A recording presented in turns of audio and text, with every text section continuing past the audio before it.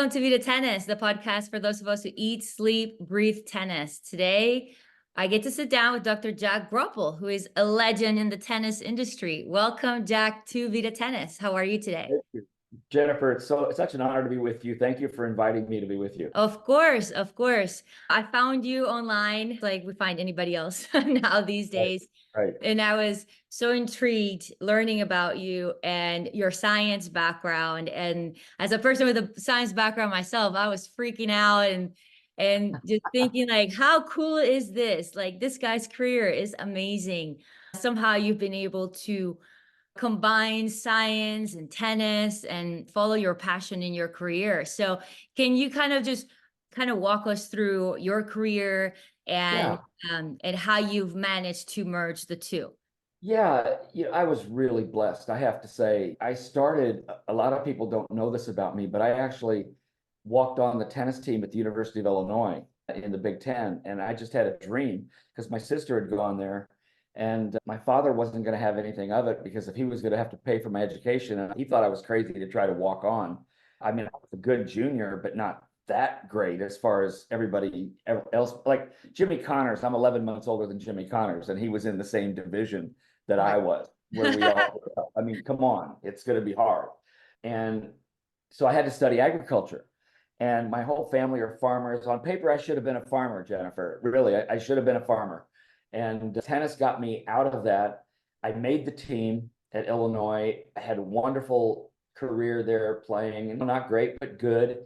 And then I was a lost soul, though. I got my undergraduate degree in wildlife biology because I had grown up in the outdoors. I started grad school in population genetics, and I hated it. I hated it. You know what you do in population genetics, Jennifer? You have to go to a lab, and twice a week you have to change the flour in test tubes so these little small beetle can breed more actively because you have to study all these progeny over generations. So I tell everybody that here I am, 22 years old, and what I'm doing is creating an environment for beetles to procreate and have sex. And I'm just going, this is not what I see my career. And my sister, here I am 22, and my sister, bless her heart to this day, said, why don't you go talk to the people in kinesiology? And I'm thinking Dad would kill me because in Dad's mind, that was physical education as it used to be. Oh. And she said, who cares? You're 22, give it a shot. And I'm going, yeah, but Dad's kind of helping me pay for this. Go for it. Go talk to them. So they talked to me, and sure enough, they admitted me to the Masters of Science program in kinesiology. And as I walked out of the department head's door, I'm going, how am I going to pay for this? He looks at me and he says, did you say that you played tennis here at Illinois? And I said, I did. And he said, I need somebody to teach my activity classes. If I waive your tuition and fees and give you a small stipend, will you teach tennis for me? And I went, oh my gosh. And I said, yes. So I get my master's degree, fell in love with the field, got straight A's. I just fell totally in love with the field. And then I went to Florida State for my PhD because the person there that I would study under was a baseball specialist. Very few people were tennis specialists. I didn't want to go north. I wanted to go south. So I went to Florida State, got my PhD in exercise physiology, but most of my research was in bioengineering and biomechanics. And then here I am finishing my coursework, and my advisor at Illinois called me and said, the tennis coaching job opened up at Illinois. We'd like to have you back. And we'll give you a joint, see, in those days, it wasn't a full-time job. So we'll give you a joint appointment as a professor and the men's tennis coaching job. So here I am at 25, the youngest NCAA coach in the nation. Wow. I have no experience. And now I'm coaching in the Big Ten, and I'm loving it. But now, because of the research I'm doing with high-speed cinematography, Vic Braden took me under his wing. Vic Braden did a lot for me. What a mentor he was. Then my mentor at Illinois, who invited me back, became the director of sports science for the U.S. Olympic Training Center. He invites me to be a research associate there. I mean, it was just one thing after another of networking and mentoring that got me in position. So I started working with players on the tour. So I stopped coaching the men's team after 4 years, met Tim Gullickson. Jim Lair and I met in 1977 at the National Tennis Teachers Conference in New York. And we said, we'll stay in touch. Well, how did two guys in the 70s stay in touch? There's no internet. There's no social media. But we became the two people that the U.S. Tennis Association kept sending abroad to represent the U.S. Tennis Association in science. So we were doing all this coaching education and learning how do we improve coaching education in the United States. So they created player development in the mid 80s, and then we created the sports science committee.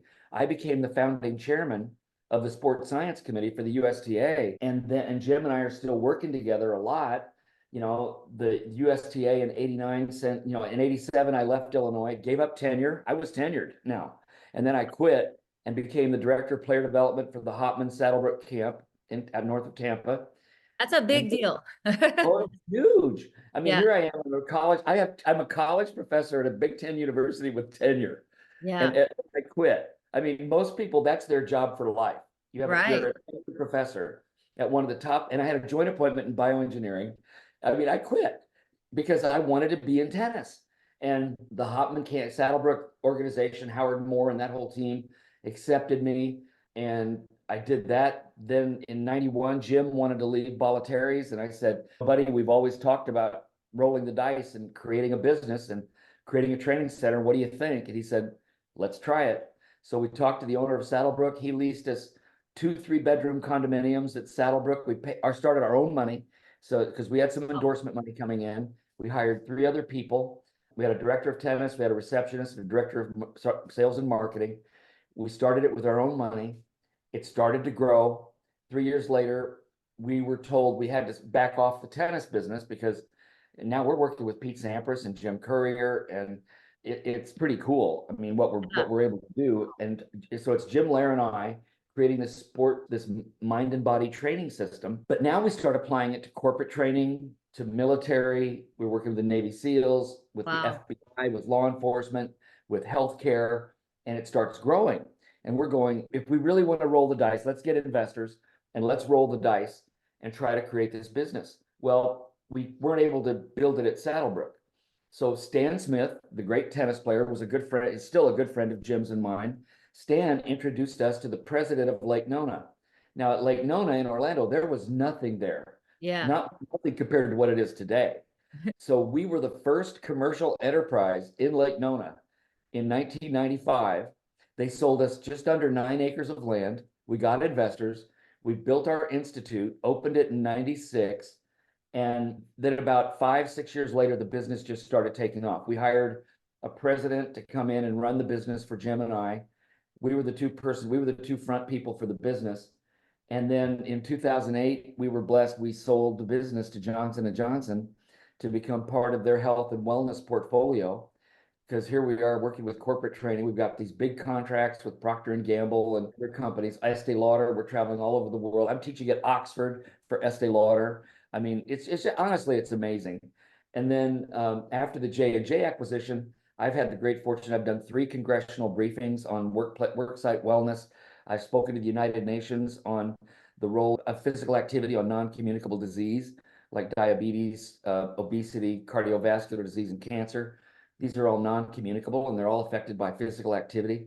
In the late 90s, I wrote the Why Play Tennis document that has circulated thousands and thousands.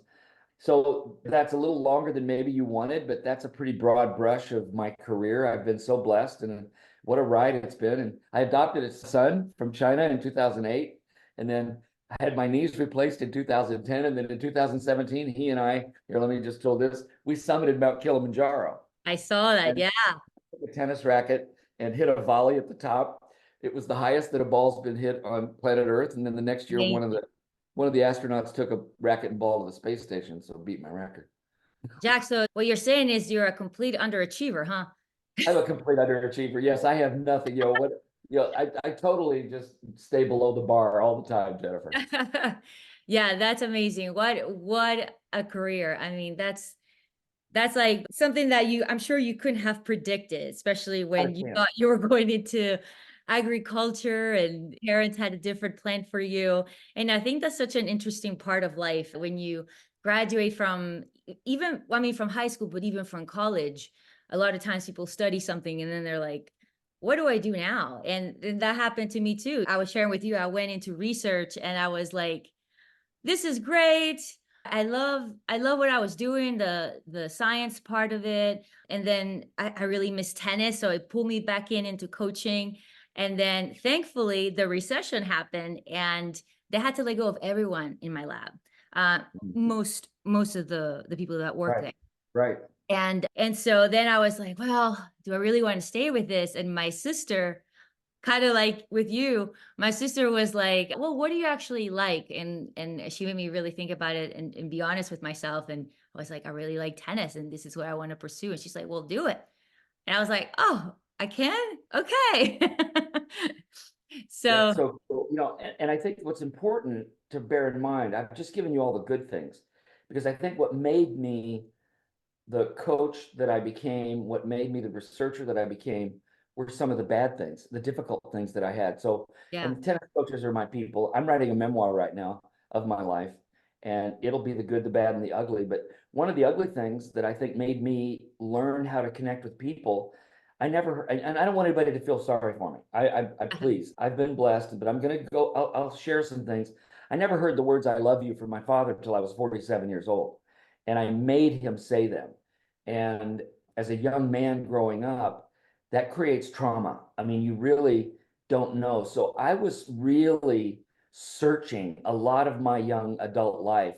I was achieving in some ways, you could say, obviously, with the, even you kind of said the underachiever thing. I mean, you could say I had achievement addiction, but what I was trying to do was please my dad the whole time. I was Yeah. searching for that love.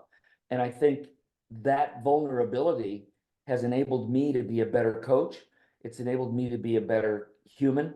It's enabled me to be better for everybody that I communicate and connect with. Yeah. Oh, It's not that, just the good stuff. It's not just the good stuff.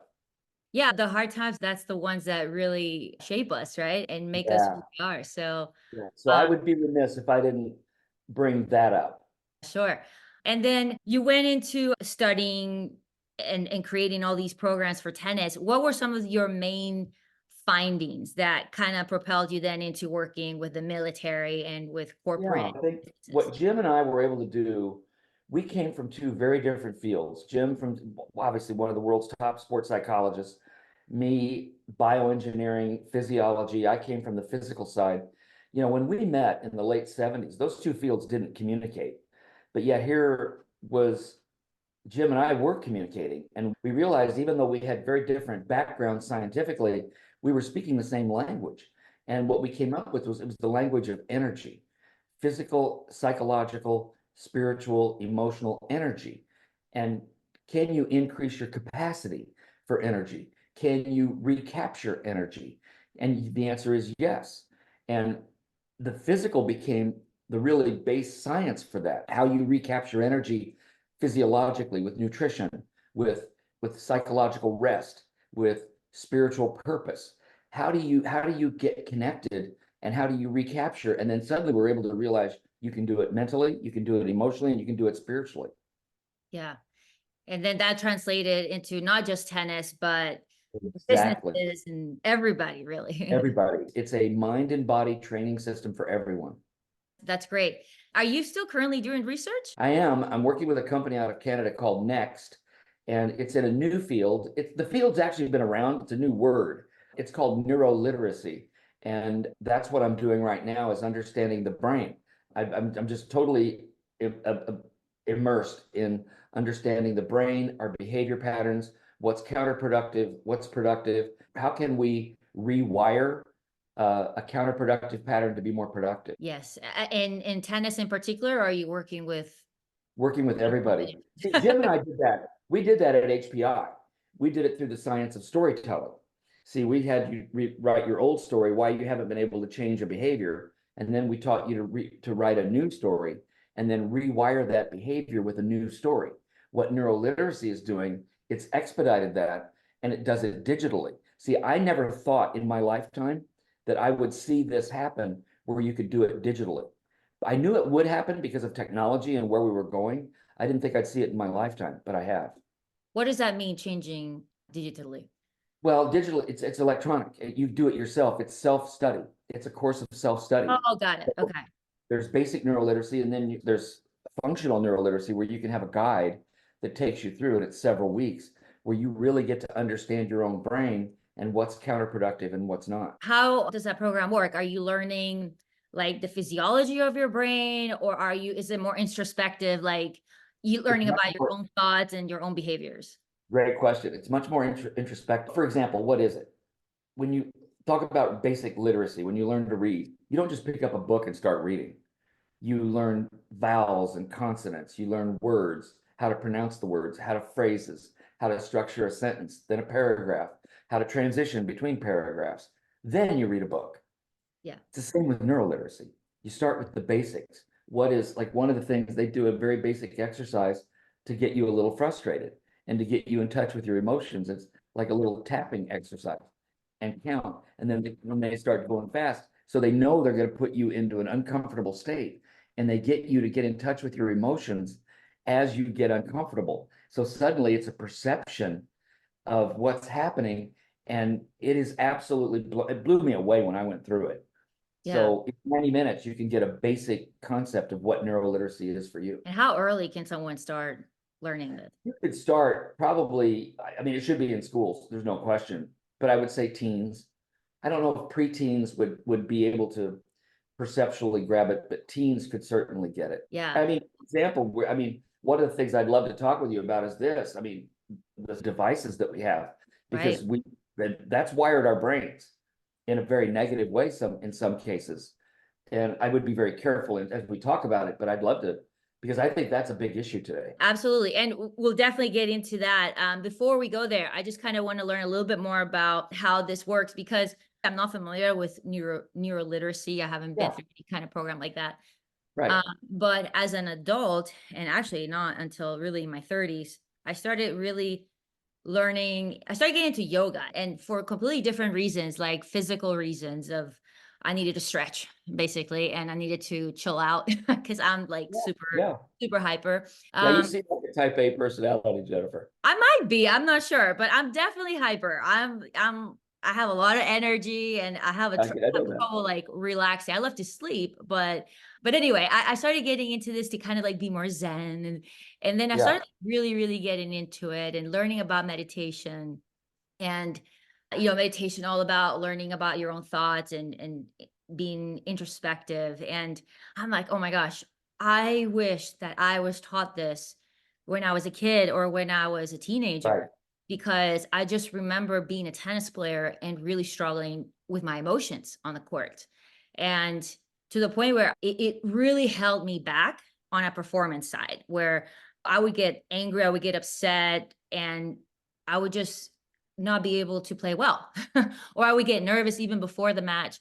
So like there's some tools now that I have learned through my own process that I'm like, gosh, I really wish that I had learned this. So I wonder with neuro literacy, like if that's something that a junior player can like really, really learn, and how long is it before they start maybe seeing some results and really seeing a change in their own mindset. Absolutely. That's really well stated. And it sets up a good preface for this.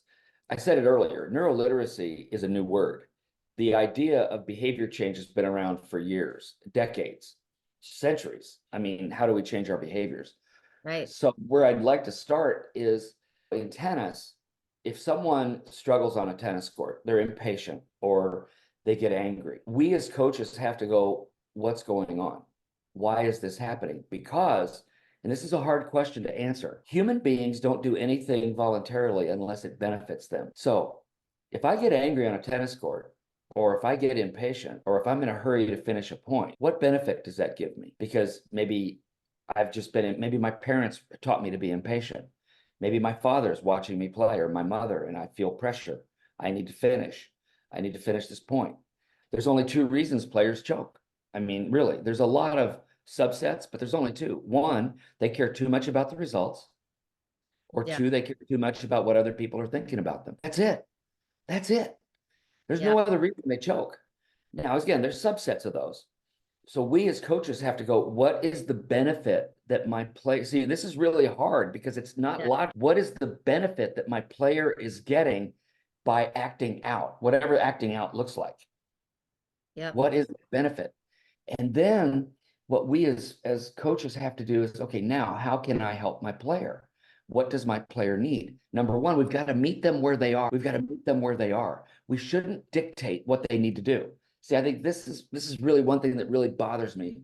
There's a coach that I've become close to, and I tell her, you are a player's coach. you are a player's coach, because she doesn't just word vomit. She doesn't just start saying everything that's on her mind. She Yeah. says what the player needs to hear. And that's a player's coach, because very often we as coaches, we just speak too much. And I love coaching. I love it, but we don't listen enough. We don't understand what's the benefit they've received. How is this serving them? What's going on? Meet them where they are. Make them part of the solution. Let the players come up with part of the solution. There's so many concepts out there. There's a concept, I found this out before we were going to talk. It's called practicing harm reduction therapy. Like, have the player talk about things I like about what? Things I like about tennis, things I like about competing, things I like about this. But then things I would lose if I changed. Like if I changed that impatience, if I changed that hurriedness, if I changed paying attention to the crowd, what would happen? You Yeah. know, things I don't like about blank. Maybe you don't like yourself when you get angry. Maybe I don't like acting out. But have them, don't coach, have them be a part of this process. And then things I would gain if I changed whatever it is. See, that is phenomenal, to let them work out the strategy for improvement. That's coaching, by the way. Yeah. See, what Jim and I learned in all of our years of coaching was we could take people down a path, but the ideal way to help change happen is that they come up with the solution. You guide them, but it becomes their idea of what they need to do. There's a very famous story that Jim and I used. There was a man, very successful man with financial services.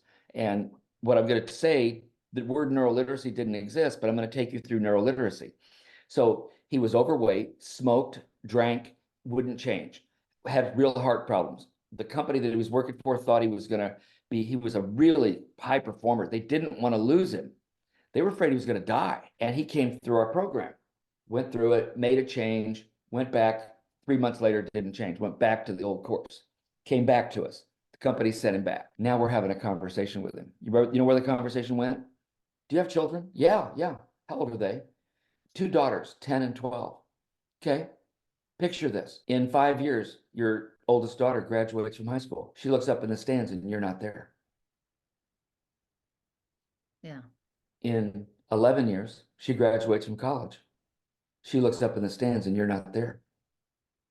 Yeah.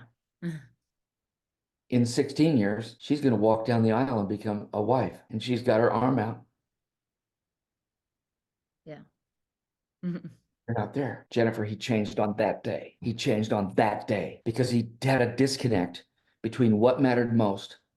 Now, this is an adult. This may not work with a teen that we're Right. coaching.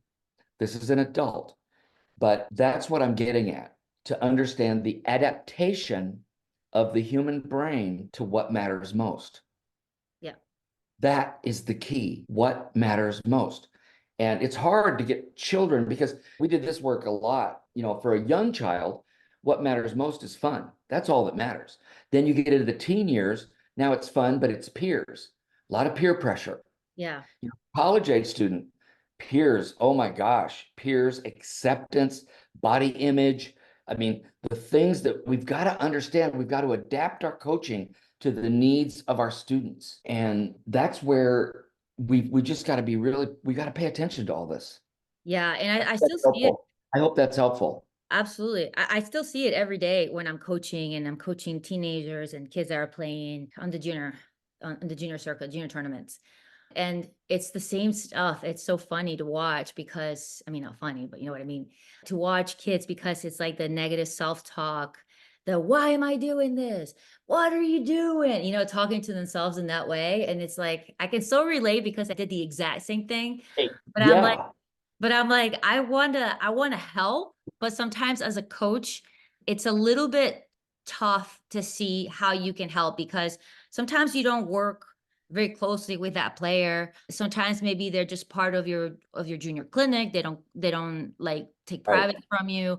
But what exactly would you say is the role of the coach? Is it to perhaps suggest a program like yours, or is it to to really like get to the bottom of their behaviors and like just really talk to them one-on-one? The junior player, for sure, talking to them, help them understand what's the benefit you're getting from doing that. See, right away, they're shocked. Benefit? I'm not getting any benefit. I hate it. Well, no, you don't. You might think you hate it, but you don't. It's serving a purpose. It's protecting you, whether it's anger, whether it's movement, whatever it is, it's protecting you. And that's a huge eye-opening revelation for a junior when they can realize that. Now it's hard. That's where I love the neuroliteracy, the digital thing, because in 90 minutes, what you do is you set up the whole thing of what's a counterproductive behavior and then what's a productive behavior and how can I rewire it.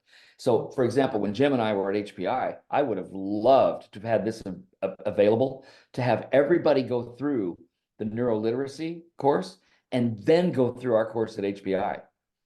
Because what you do, you set the brain up for change. Yeah. Set the brain up for change and adaptation.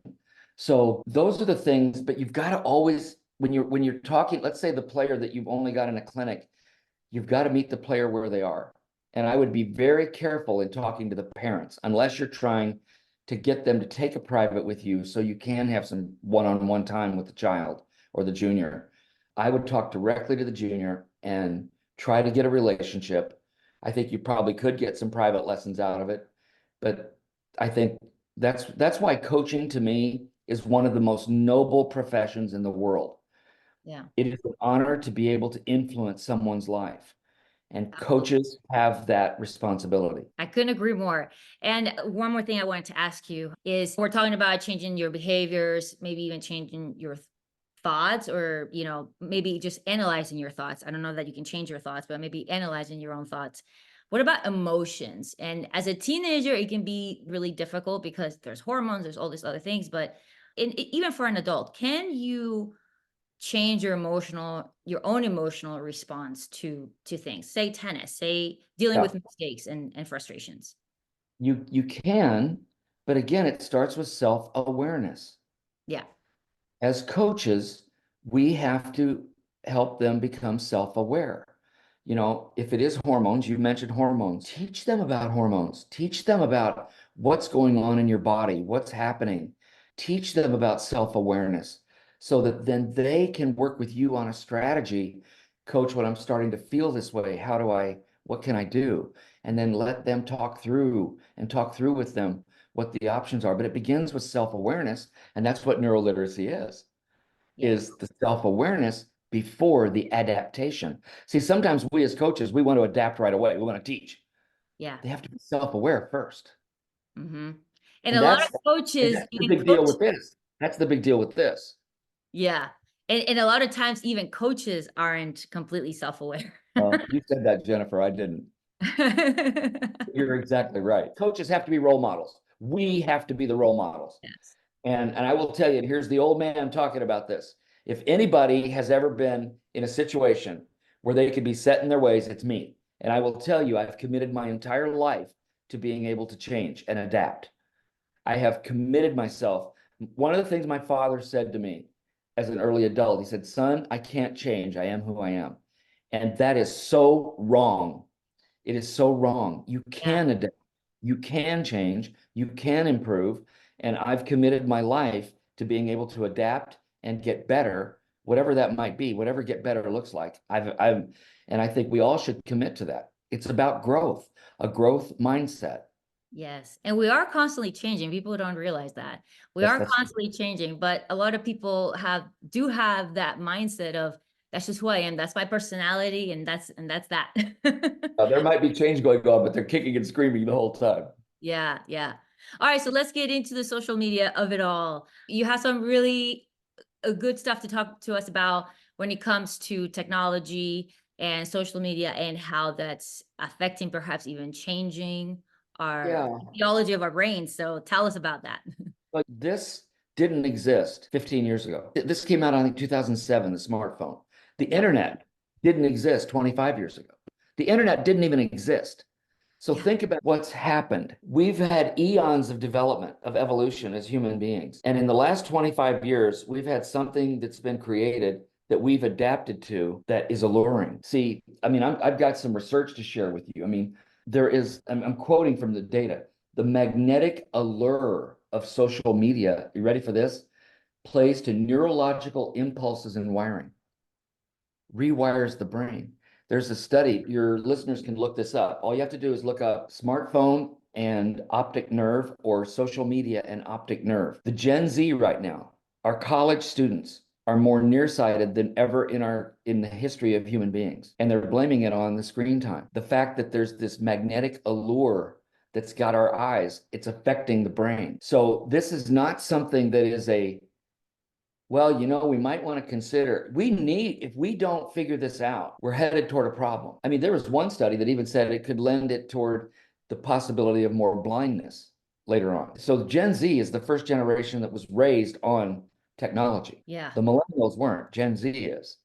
And these neurological impulses, and then the idea of social media, you get into the comparison trap. See, human beings, I have this other piece of data that I wanted to share with you as well. We seek affirmation as individuals. So that's where meeting your players where they are and the benefits, but they receive benefits from social media and the phones. And by the way, we're not talking about world-class players because for them, social media is marketing. That's money for them. I'm not talking about them today. I want to talk about the average player, the junior player, the college player, and we've got to and we can't dictate. See, I think a lot of people would say, you got to be off social media for a day. I want you to put your settings on this. I think as soon as you start, that's like telling the child you can't have potato chips. What's going to happen? That child's going to be a closet junkie and have potato chips. Yeah. So you have to bring them in and let them be part of the solution. So don't dictate. It's fascinating to me. Like, have the junior or the college student or the average adult. By the way, we're victim to this too. Yeah. The average screen time is 8 hours a day. For kids, it's up to 13 hours a day. Oh my Come God. on. So have them be part of the solution. For example, they could curate their own social media. For example, the comparison issue is huge. And we see it all the time. The likes. How many likes am I getting? Yeah. Is this going to go viral? This is going to go viral. This is the words that come out of their mouths and their brains. Followers. And followers. And I'm not demeaning it. It is in our society. It is a part of our culture. We as coaches have to learn now, though. And we as coaches have to become really good role models at understanding this. That's the issue ahead of us. But have your students come up with the idea of curating their social media feed. It was interesting. Let's step back just for a second. When I was traveling with players in the 80s, early 90s, before the internet, I will tell you what the players did. They never read their own press. Very, very often, they wouldn't even turn the news on Right. in hotel rooms. Who logged you Because, in that today? well, that's my point. Because they limited the input into their brains. They limited it. Yeah. I mean, when the video games came out, they would travel with their own video games. So they'd either watch movies in their hotel room or they'd play video games to not have influence coming into their brain from the news. Well, now we have this, and we have social media, we have the likes, we have the comments. I mean, now you start reading your comments. So think about 30 years that didn't exist. The players were self-controlling, didn't want anything to do. Now, again, let's not talk about the pro players because that's marketing and that's money. Yeah. But the player gets the affirmation. Oh, they love me. Oh, they don't love me. Oh, they love me. Oh, they don't love me. The likes, the followers. So to get the athletes to understand how to curate their own social media feed to limit, maybe get the athlete to talk about scheduling a break from social media, like a day, and see what it feels like. How difficult is it? Let them realize, but let them be part of the solution. You could turn off your notifications. Some athletes have all their notifications on. Turn off your notifications. Have a time during the day when you check your social media. But are you going to have the thick skin to read the comments? Because see, now you got to understand who we're dealing with as a general public. We all know that things are said on social media that no one would ever say to someone's face. Yep. So the filter is gone. The filter is gone on what we're reading. So now if you're a young teen college student and you're reading negative comments, that's input into the brain. Whether you are resilient or not, it is input going into the brain. How are you curating that? I think to have them be part of the solution, to turn off their notifications if they think it will work, or turn it off for a short period of time. How did you feel? How did that make you feel? Do you think you could do it? Set limits on the use of social media apps. Yeah. But then here's a good thing for coaches. If you, let's say you get them to take a break from that day of social media, what are they going to do that day? Because the first thing they're going to think about is, I'm free, I'll check my social media. No, I promised coach I wouldn't do it. Well, no, create an activity for them. Take them on a field trip or do something with your athlete that day that they're off. Teach them how to connect. I just heard this morning that the majority of Gen Zers, when their phones ring, they don't answer it. I They just freak saw this. out. Yeah. When the phone rings, they don't answer it Yeah. because they don't want to talk. So now what's happened? Social skills. So coaches, teach them social skills.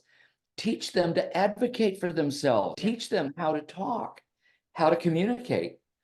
These young people aren't learning how to advocate for themselves I mean, can your player tell you what works for them, what's not working for them? So I think we want to be solution oriented as coaches. I've really been studying this a lot. And by the way, I think another thing, it helps that I have a 19-year-old son. Yeah. I might be where I am as age, but it helps that I have a son who is in the age group that I'm talking about. And I think he's pretty wise in how he handles social media. He wasn't Also, a little earlier. He had to work his way into that. yeah. Also, But probably because you've taught him that and now he's aware of it. And it goes back to what you mentioned before, which is awareness, self-awareness, understanding how the time that you're spending on social media is affecting you and realizing how when it does affect you, because it certainly does, even like I think even if you're active on social media and you're doing videos, I think just the fact that there's filters, like you get used to looking at yourself a certain way through filters. And if you don't have a filter, like it almost becomes like you're not okay with how you look at yourself. I think that that also is going to affect you in multiple ways. spot on. And I think maybe we could have another conversation someday and maybe do Q&A with coaches, have them send us some questions. But I think if we as coaches accept the role truly that we are teachers and we are life coaches, not just tennis coaches, that we are here to help our athletes improve as human beings, then let's do that. Because this is a problem. Yeah. There's no question. The data show is it affecting the brain. And if anybody wants to learn about neuroliteracy, they can look at my link. They can stay connected with me on LinkedIn. And that's where I'm talking quite a bit about neuroliteracy on my LinkedIn page. Yeah. And one more thing I think that's really interesting too is that the age for social media is 13 years old. I can't even imagine like dealing with social media when I was 13 years old. Yeah, But exactly. Right.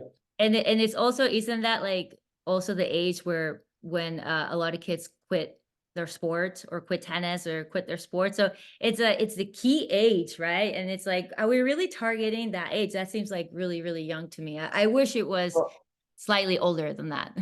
let's understand the brilliance behind what happened here. They created the allure, the stimulation to the brain. Became a babysitter, for goodness sakes. Yeah. And I'm sorry, it has. But the brilliance of the tech companies was the allure and the connection, the stimulation of the brain to how this works. So we as coaches have to understand that we can create stimulation through our great sport and through our activities.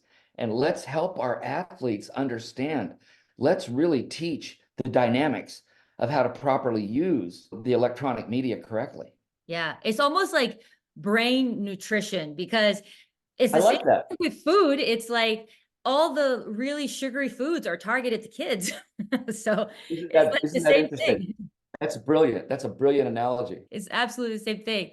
All right. So I always like to ask this, Jack, is if you can share with us what has been the Grand Slam moment and the double bagel moment of your career. You've had a huge career, and I will be surprised if your Grand Slam moment is not hiking up Mount Kilimanjaro, but I'll let you pick which one has been the Grand Slam moment of your Well, the Grand Slam moment was getting my son, was going to China by myself to adopt my son. Yeah. For sure. This was here, but Yeah. going to China. Yeah. The negative moment was probably in 1996, and a lot of your older coaches probably know when this happened, but I almost lost my life. I was hospitalized in 1996 for 15 days. I got a staph infection after one of my knee surgeries, and now I have artificial knees. But I only had one person come to visit me, Jennifer, and I made a conscious decision that that was not going to be who I was from that day forward. And that's a true story because Yeah. when I left the hospital, I began investing in other people's lives from that moment forward. Yeah. That Wow. was my double bagel moment. That was O and O, as bad as it could get. Yeah. Wow. Thank you for sharing that. I was not expecting it to go there, but I mean, I'm speechless. That's my truth. That's my truth. That 2 weeks changed who Jack Groppel was. Wow. Amazing. And after that, you got your knee replaced? You both Yeah, in replaced? 2010, because I'd already adopted my son, he was then 5 or 6, and I couldn't even play in the backyard with him. The arthritis in my knees was so bad. So I got both my knees replaced, and then 6 years later, we climbed Kilimanjaro together. So I climbed Kilimanjaro with artificial knees and a 12-year-old, and we summited. And that's why this is such an important picture for me. I would love to do something like that sometime. I'll tell you what, it's the greatest experience. I mean, for talk about team building and bonding, he and I became amazingly close on that trip Oh, because it's hard. You never know if you're going to make it or not because of the altitude. exactly. That's what scares me a little bit. Yeah. Yeah. All right. Well, Jack, thank you so much for sharing. And you said you already kind of mentioned how people can reach out to you, right? Through LinkedIn. Is that the best Yeah, way? probably LinkedIn is by far the best way. I'm also on Instagram, but LinkedIn would be by far the best. And for your oh my gosh, neuro-literacy program, how can they best reach that? Probably through LinkedIn. It's got all the information on my LinkedIn page and my featured articles. It has all those on how to find out more about it. Okay, I'll try to make sure we post those as well in the show Great. notes. Excellent. All right. Jennifer, Thank thank you you so so much. much for having me. Yeah, pleasure. My pleasure. Thank you so much. This time went so fast.